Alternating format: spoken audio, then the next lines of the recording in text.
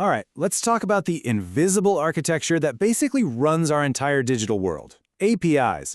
They are the secret sauce, the silent connectors that let all our apps and services work together. So let's pull back the curtain and really dig into the blueprint of how they work. I mean, have you ever really thought about it? How does your rideshare app know exactly where the cars are? Or how does your favorite weather app get the forecast, like right now? Well, the answer isn't magic. It's a really clever piece of engineering that acts like a universal translator for all software.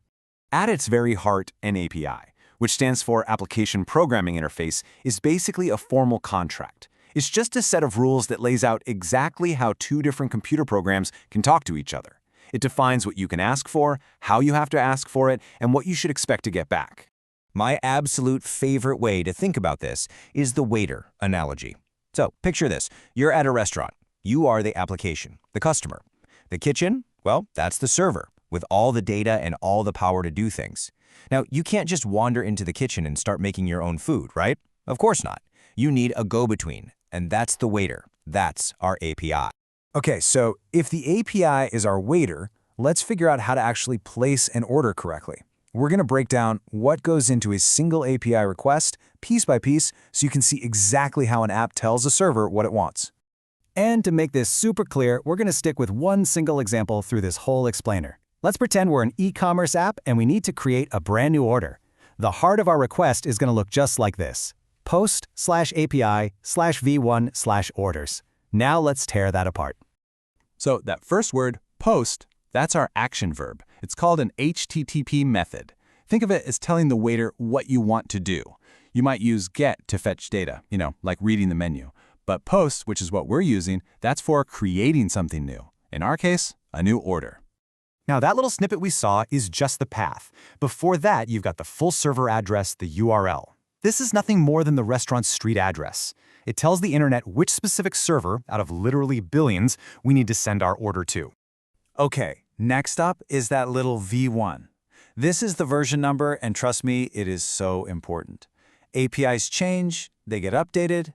By putting the version right in the request, an app makes sure it's talking to a specific menu that it understands. This keeps the app from completely breaking when a new, updated menu comes out later. And finally, we get to orders. This is what we call the resource. It's the specific thing on the menu we're interested in.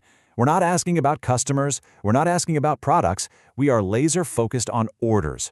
So when you put it all together, the method, post, and the resource, /orders, you get a very clear action. I want to create a new order. But an order isn't just the main course, it also has special instructions, right? That's what headers are. The authorization header is like showing your ID to prove you're allowed to order. And the content type header tells the server what language you're speaking, usually a format called JSON. And hey, since we just mentioned it, here's what that JSON actually looks like. Because we're doing a post request, creating something new, we have to send the actual details of the order. This is called the request body. It's just a structured piece of data that has all the specifics: which product, how many, what price. This is the real substance of our order. Okay, our order is complete. We've got the action, the address, the special instructions, and all the details packed up. Now for the fun part. Let's follow that request as it zips across the internet to the server's brain to get processed. So here's the roadmap for that journey. It leaves the client, that's your phone, and usually hits something called an API gateway, which is kind of like the front door manager of the restaurant. From there, it has to pass a crucial security check, authentication. Only then does it get to the application logic, the kitchen staff, and finally it interacts with the database, which is like the pantry where all the ingredients are stored. Let's zoom in on that security step because it's so critical. Authentication is how the server knows you are who you say you are. It's the bouncer at the door. This can be done with a simple API key or with something much more robust like the industry standard OAuth 2.0. That's the technology behind all those login with Google buttons you see everywhere. So once our request gets past the bouncer, it's not quite done yet. The server does one last check, a final validation. It makes sure the headers are right, the security token is valid, and that the body of our request, the payload, is structured correctly. It's kind of like the head chef double-checking the order slip before they even think about starting to cook. After the server does all its work, the journey's still not over. It has to send a response back. Think about it. The waiter always comes back to your table, right?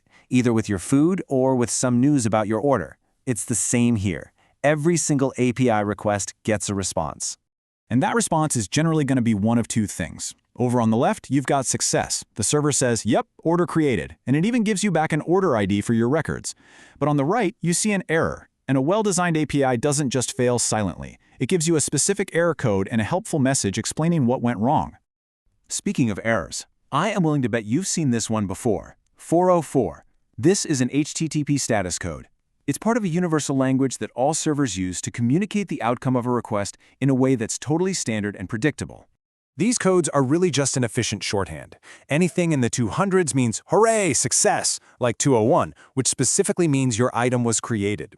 Codes in the 400s mean you, the client, messed something up, like a bad request. And codes in the 500s, well, that means the problem is on the server's end. The kitchen is on fire. So we followed one little request from birth to completion. Now let's zoom out. What does it take to build a professional, rock-solid API that can handle thousands or even millions of these requests every minute? Well, that requires a serious architectural blueprint. First things first, security is everything. This is absolutely non-negotiable. All communication must be encrypted with HTTPS, period. Then, the server has to validate every single piece of data it receives. The motto is, trust no one. And finally, you need rate limiting to stop any one user from accidentally or maliciously overwhelming the system with too many requests. You know, professional APIs aren't just built and then thrown out into the world. They go through very clear stages. First, they're built in a development environment. Then they're passed to QA for all kinds of rigorous testing. And only after they pass every single check do they get promoted to production, which is the live environment where real users can finally access them. And lastly, let's be real. An API is only as good as its instruction manual. Because an API is a product for other developers to use. If they can't figure out how to use it, it's totally useless. That's why clear, detailed documentation explaining every single option and every possible response is absolutely fundamentally critical. So, there you have it. That's the end-to-end blueprint of a modern API. We've gone from one tiny request all the way to the massive architecture that supports millions of them. It's that silent, structured contract that really makes our whole connected world possible. So the only question is, the next time you pull to refresh an app on your phone, which one of these digital contracts will you notice doing its job?